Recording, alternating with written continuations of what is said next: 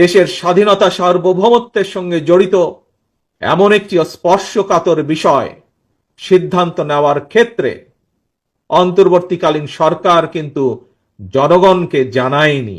আভ্যন্তরীণ যুদ্ধে লিপ্ত মিয়ানমারের রাখাইনে মানবিক সাহায্য পৌঁছানোর জন্য বাংলাদেশকে করিডোর হিসাবে ব্যবহারের অনুমতি দেওয়ার ব্যাপারে অন্তর্বর্তীকালীন সরকার নাকি নীতিগতভাবে সিদ্ধান্ত নিয়েছে।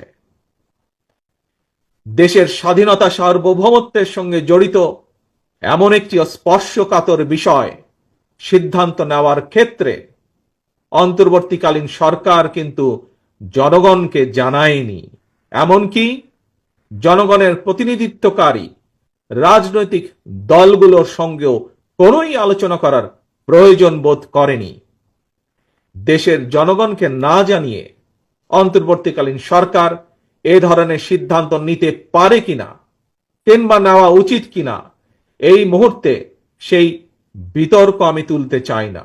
তবে স্বাধীনতা প্রিয় জনগণ মনে করে করিডোর দেওয়া না দেওয়ার বিষয় সিদ্ধান্ত আসতে হবে জনগণের কাছ থেকে। সিদ্ধান্ত আসতে হবে জনগণের প্রত্যক্ষ ভোটে নির্বাচিত জাতীয় সংসদের মাধ্যমে। এই ধরনের পরিস্থিতিতে গণতান্ত্রিক বিশ্বের দেশে দেশে এটাই নিয়ম, এটাই রীতি।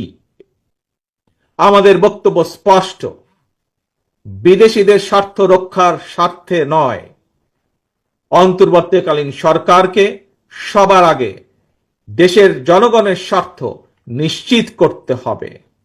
কারণ মিয়ানমার, ভারত, পাকিস্তান কিংবা অন্য কোনো দেশ নয়, সবার আগে বাংলাদেশ। হঠাৎ রাখাইনকে করিডোর দেওয়ার নীতিগত সিদ্ধান্ত নিয়ে চটেছেন তারেক রহমান। ভিডিওটি ভালো লাগলে চ্যানেলটি সাবস্ক্রাইব করুন। ধন্যবাদ।